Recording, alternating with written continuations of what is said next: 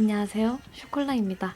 요즘 날씨가 많이 따뜻해지면서 점점 봄이 다가오고 있다는 느낌이 드는데요. 오늘은 봄을 가장 먼저 알리는 신비의 섬인 가파도 여행의 추억을 담아봤습니다. 가파리는 가오리의 제주 방언으로 섬의 모양이 가오리를 닮았다고 하여 가파도라고 불리게 되었습니다. 가파도에는 4월에서 5월 중으로 청보리 축제가 열립니다. 넓게 펼쳐진 청보리 반 너머로 탁 트인 바다와 제주도를 볼 수 있습니다. 오늘도 초콜릿의 스토리를 담아 들려드릴게요. 작년 4월에 일주일 동안 친구와 함께 제주도로 여행을 갔었는데요. 7일 중에 하루를 가파도에서 시간을 보냈습니다. 배를 타고 가파도에 도착하자마자 자전거를 빌렸어요. 자전거를 타고 곳곳을 돌아다녔는데요. 파릇파릇한 청보리 밭이 넓게 펼쳐졌고 청보리 밭 너머로 바다와 제주가 보이는데 경치가 너무 좋았습니다. 계속 자전거를 타고 돌아다니다 보니 배가 고파서 점심으로 해물짬뽕을 먹었어요. 특이하게도 면이 초록색이었는데요. 가파도 새싹 청보리와 시금치가 들어가면서 면이 초록색이더라고요. 쫄깃한 면에 각종 해물이 가득 들어있어서 더욱 맛있었습니다. 간식으로는 청보리 핫도그랑 청보리 아이스크림까지 먹었습니다.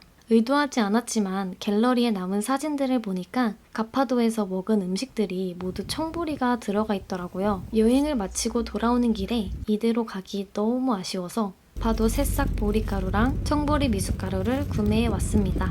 미숫가루는 다음에 사용해보고 오늘은 가파도 새싹 보리로 두 종류의 초콜릿을 만들어 보겠습니다. 먼저 가파도 새싹 보리 파베 초콜릿부터 만들어 볼게요.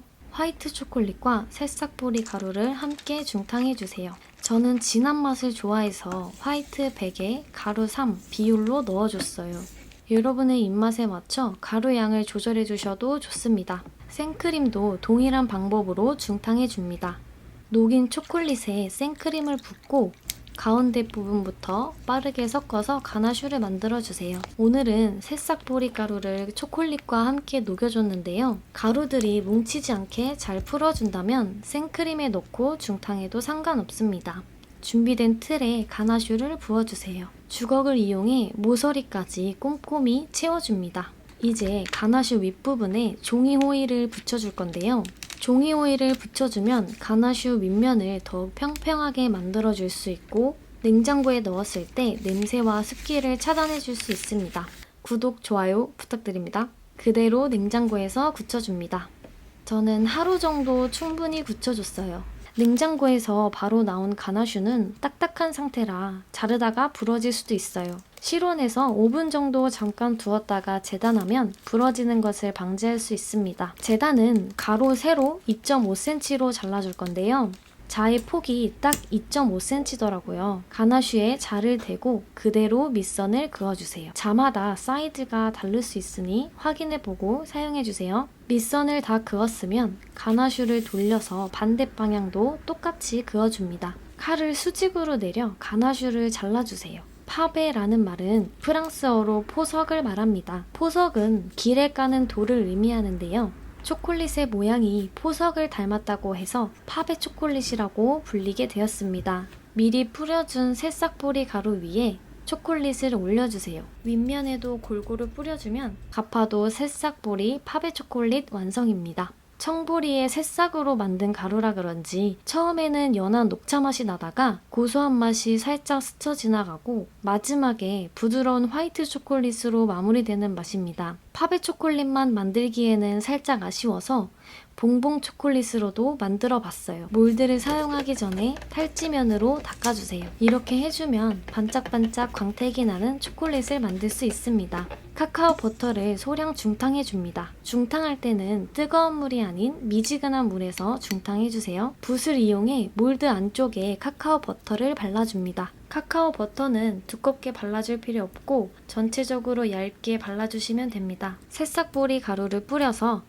몰드를 장식해주세요. 몰드에 묻은 가루들은 스크래퍼와 키친타올을 이용해 닦아줍니다.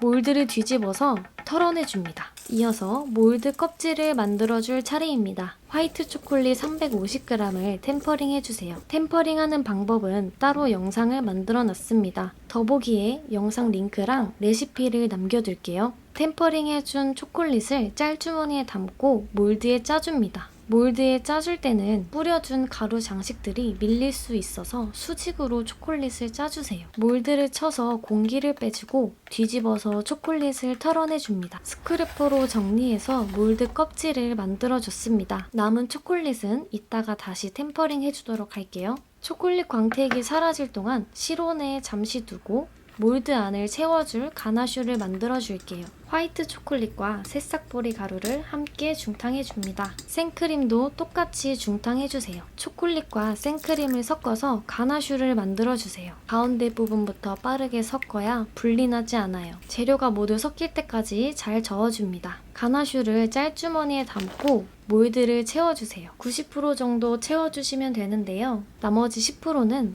몰드 뚜껑을 닫아줄 예정입니다. 아까 사용하고 남은 화이트 초콜릿을 부셔서 다시 템퍼링 해주고 짤주머니에 담아줍니다.